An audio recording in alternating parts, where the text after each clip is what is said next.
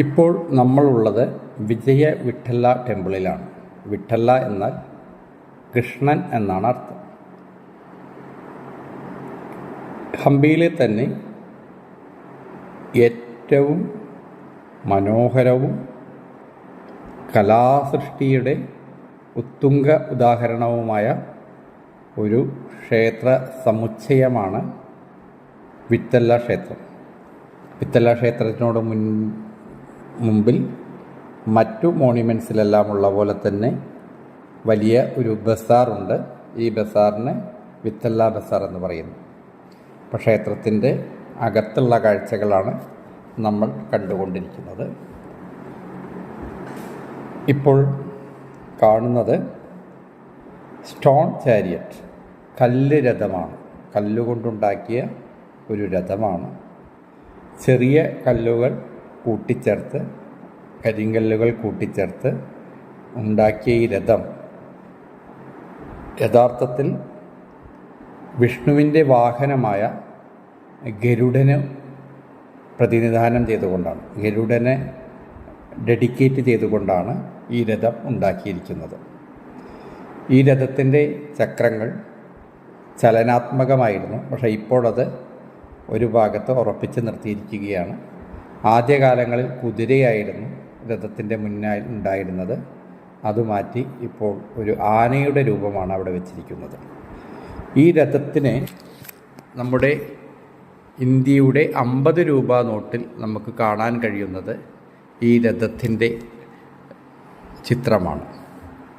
ഈ രഥത്തിൻ്റെ വീലുകൾ ഞാൻ നേരത്തെ പറഞ്ഞ പോലെ തന്നെ ചലിക്കാൻ പറ്റുന്ന രീതിയിലുള്ളതായിരുന്നു. അപ്പോൾ അതിനുശേഷം ഈ ഭാഗത്തുള്ള വേറെ പ്രധാന കെട്ടിട സമുച്ചയങ്ങൾ മഹാമണ്ഡപം, പിന്നെ രംഗമണ്ഡപം, രാഗമണ്ഡപം, കല്യാണമണ്ഡപം, ഉത്സവമണ്ഡലം എന്നിങ്ങനെ വിവിധ തരങ്ങളിലുള്ള മണ്ഡപങ്ങളുണ്ട്. ഇത് ഓരോ മണ്ഡപങ്ങളിലെ തറയോട് ചേർന്നിരിക്കുന്ന കൊത്തുപണിയുടെ വിസ്മയ കാഴ്ചകളാണ് നമ്മൾ കാണുന്നത്. ഇതെല്ലാം രാഗമണ്ഡപമാണ്. ആ തൂണുകളിലെല്ലാം രാഗങ്ങൾ, സരിഗമ പദനി, സപ്തസ്വരങ്ങൾ നമുക്ക് തട്ടിയാൽ കിട്ടുന്ന രീതിയിലുള്ള ഒരു മണ്ഡപമാണ് ഇവിടെയുള്ളത്. സപ്തസ്വരങ്ങളുടെ തൂണുകളാണ് ഇതെല്ലാം. ഇത് വന്ന കല്യാണ മണ്ഡപം. ഈ മണ്ഡപങ്ങളെല്ലാം കൊത്തുപണികളാൽ സമൃദ്ധമാണ്. തൂണുകളും അതുപോലെ തന്നെ ഇതിൻ്റെ തറഭാഗവും എല്ലാം മനോഹരമായ കൊത്തുപണികളാൽ നിബിഡമാണ്. ഇവിടെ ചില തൂണുകളുടെ ബലക്ഷയം കാരണം കരിങ്കൽ പടവുകൾ വെച്ച് കെട്ടി സംരക്ഷിച്ചിട്ടുണ്ട്. അത് സ്ട്രക്ചറിൻ്റെ ഒരു സ്റ്റെബിലിറ്റി കൊടുക്കാൻ വേണ്ടിയിട്ട് ചെയ്തിട്ടുള്ള കാര്യങ്ങളാണ്. ഇതവിടെ നമുക്ക് കാണാൻ കഴിയും. ഈ കെട്ടിടങ്ങളും 1500, 600 നൂറ്റാണ്ടുകളിൽ നിർമ്മിക്കപ്പെട്ടവയാണ്. ഇത് വിജയനഗര വാസ്തുശില്പത്തിൻ്റെ ഒരു മകുടോദാഹരണമാണ്. ഇപ്പോൾ നമ്മൾ കാണുന്നത് ആ മെയിൻ ക്ഷേത്രത്തിൻ്റെ ഭാഗത്തുള്ളതാണ്. ഇതിൻ്റെ ഏറ്റവും മുകളിൽ ഒഴിക്കുന്ന വെള്ളം മകുടം പോലുള്ള ഭാഗത്തിലൂടെ വന്ന് അടുത്ത തറയുടെ അടുത്ത ഭാഗത്ത് അത് ചാലുകൾ ഉണ്ടാക്കിയിരിക്കുന്ന ആ ഭാഗത്തേക്ക് വീണ് വൃത്തിയായി ഡ്രെയിനായിട്ട്, അതായത് അവിടുന്ന് വെള്ളം പൂർണ്ണമായിട്ടും ഒലിപ്പിച്ചു കളയുന്ന ഒരു സമ്പ്രദായം വളരെ മനോഹരമായിട്ടുള്ളതാണ്. ഈ കാണുന്ന കെട്ടുകളിൽ ചെറിയ രീതിയിലുള്ള ഹോളുകളുണ്ട്, ഒരു വിരൽ പോകുന്ന രീതിയിലുള്ള ഹോളുകളുണ്ട്. അവിടെയുള്ള കൊത്തുപണികൾ നേരത്തെ എല്ലാം ഞാൻ പറഞ്ഞ പോലെ തന്നെ വീണ്ടും വീണ്ടും ആവർത്തിച്ച് പറയുകയാണ്. അന്ന് ഇവിടെ സുലഭമായി ഉണ്ടായിരുന്ന കുതിരവാണിഭം, കുതിരക്കച്ചവടം, കുതിരകളെ വിൽക്കുന്നത്, മൃഗങ്ങളുടെ വ്യവസായം, അതുപോലെ സ്വർണ്ണ വ്യവസായം, കലാരംഗങ്ങൾ, ഇതെല്ലാം കുതിരകളെ വാങ്ങുകയും വിൽക്കുകയും ചെയ്യുന്ന രംഗങ്ങളാണ് ഇവിടെ ചിത്രീകരിച്ചിരിക്കുന്നത്. എല്ലാ അന്നത്തെ ജീവിത സാഹചര്യങ്ങളെ എല്ലാം പ്രദർശിപ്പിക്കുന്ന രീതിയിൽ, അന്ന് നിലനിൽക്കുന്ന രീതികളെ പ്രദർശിപ്പിക്കുന്ന രീതിയിലുള്ള കൊത്തുപണികൾ നമുക്ക് ഇത്തരം സമുച്ചയങ്ങളിൽ കാണാൻ സാധിക്കും. ഇവിടെ വീണ്ടും ഞാൻ നേരത്തെ പറഞ്ഞ പോലെ സ്ട്രക്ചറിൻ്റെ സ്റ്റെബിലിറ്റിയുടെ കാരണമായിട്ട് അവിടെ ഒരു തൂണ് കെട്ടിപ്പൊക്കിയിട്ടുണ്ട്. ഒന്നിനൊന്ന് വിപുലം, അതായത് ഇത്രയും കൊത്തുപണികൾ. ഇത് ഒരു ദ്രാവിഡിയൻ ആർക്കിടെക്ചറിലാണ്, ഒരു ദ്രാവിഡിയൻ വാസ്തുശില്പകലയുടെ നല്ല ഭംഗിയിലുള്ള ഇപ്പോൾ കാണിക്കുന്നത്.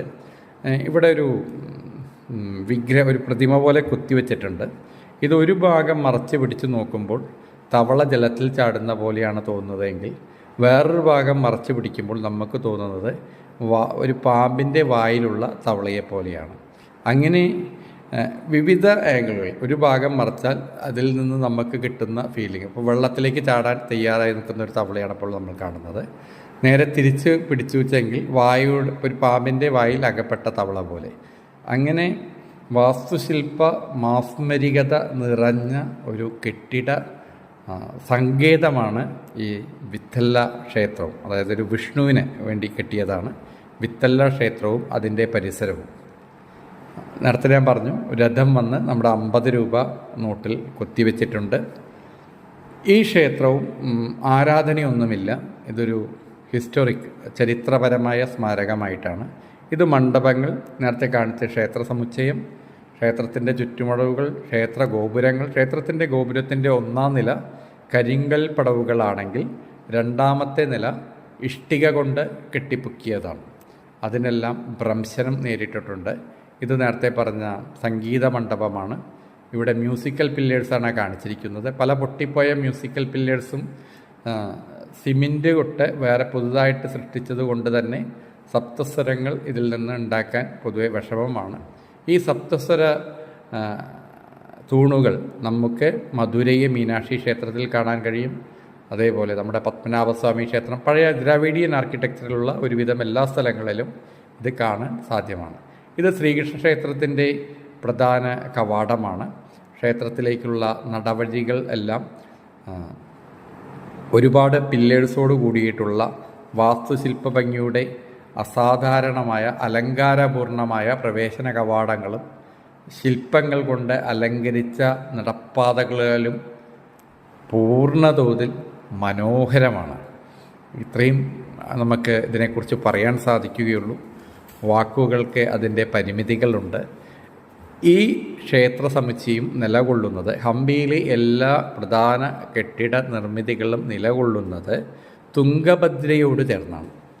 ഞാൻ പല വീഡിയോയിലും പറഞ്ഞത് വീണ്ടും ആവർത്തിക്കുന്നു. ഒരു നദീ തടം ഇത്തരം സംസ്കാരങ്ങളിൽ അനിവാര്യമാണ്. ഇവിടെ ഒരു അരളി പൂത്തു നിൽക്കുന്നതുണ്ട്. അത് പ്രത്യേക ഒരു മനോഹാരിത ഈ മൊത്തം കോമ്പൗണ്ടിന്, ഈ മൊത്തം സമുച്ചയത്തിന് നൽകുന്നുണ്ട്. വീണ്ടും രാഗമണ്ഡപമാണ്. ഇതിനെ ചുറ്റിക്കറങ്ങി നമ്മൾ വീഡിയോ എടുത്തുകൊണ്ടിരിക്കുകയാണ്. ഇവിടെ ബേസ്മെൻറ്റിലുള്ള കൊത്തുപണികൾ, മൃഗങ്ങളുടെ, ആനകളെ, കുതിരയുടെ കച്ചവടം, അതേപോലെ തന്നെ നൃത്യങ്ങൾ, പുരാണ കഥാപാത്രങ്ങൾ എല്ലാം കൊണ്ടും അത്രയ്ക്കത്രയ്ക്ക് ഇവിടെ വീണ്ടും ഒരു റീഇൻഫോഴ്സ്മെൻറ്റ് നമുക്ക് കാണാൻ പറ്റും. പലതും ഇങ്ങനെ റീഇൻഫോഴ്സ് ചെയ്ത സ്ഥലത്തേക്ക് പ്രവേശിക്കരുത് എന്ന് എഴുതി വെച്ചത് കൊണ്ട് തന്നെ അതിൻ്റെ മുകളിലേക്ക് നമുക്ക് കയറാൻ സാധ്യമല്ല. അത് ഒരു സേഫ്റ്റിയുടെ ഭാഗം കൂടിയായിട്ടാണ് അവരങ്ങനെ നിർദ്ദേശിക്കുന്നത്. ആ നിർദ്ദേശങ്ങൾ പാലിക്കാൻ നമ്മളെല്ലാവരും ബാധ്യസ്ഥരുമാണ്. ഇവിടെ ഇത് വീണ്ടും ഞാൻ ആ രഥത്തിനെ കാണിക്കുകയാണ്. ഇത് നമ്മുടെ ഒരു ഹിസ്റ്റോറിക് മോണ്യുമെൻ്റ് മാത്രമല്ല, നമ്മുടെ കറൻസിയിലുള്ള ആലേഖനം ചെയ്യപ്പെട്ട ഒരു രഥവുമാണ്. ക്ഷേത്രത്തിൻ്റെ മൊത്തമുള്ള കാഴ്ചകളാണ്. ഇതാണ് നേരത്തെ ഞാൻ പറഞ്ഞ വിത്തല്ല ബസാർ.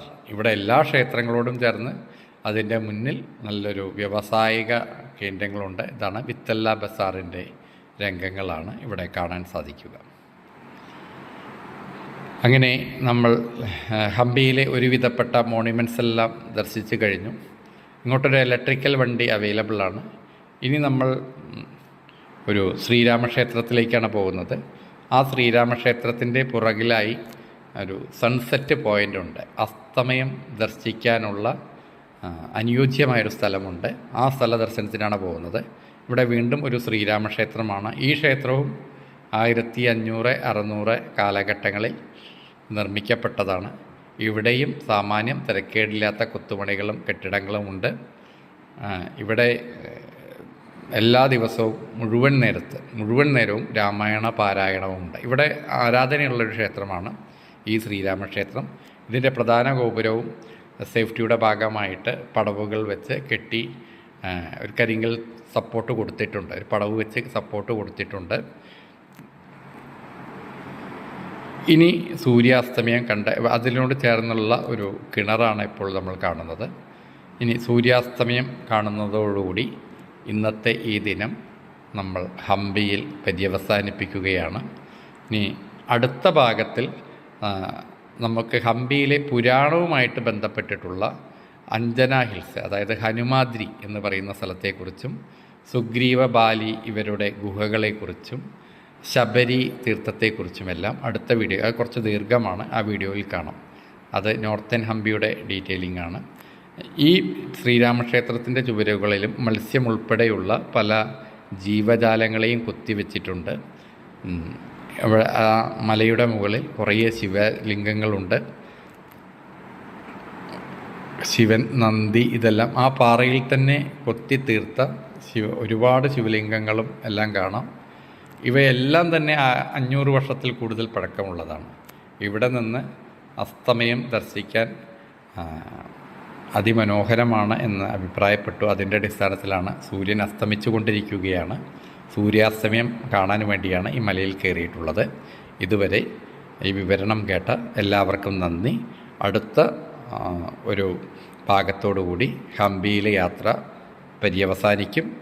അപ്പോൾ അടുത്ത ഭാഗം, 6ാമത്തെ ഭാഗത്തിൽ ഹംപി, നോർത്തേൺ ഹംപി, അതായത് വിശ്വാസത്തിൻ്റെ ഹംപിയിലേക്ക് നമുക്ക് പ്രവേശിക്കാം.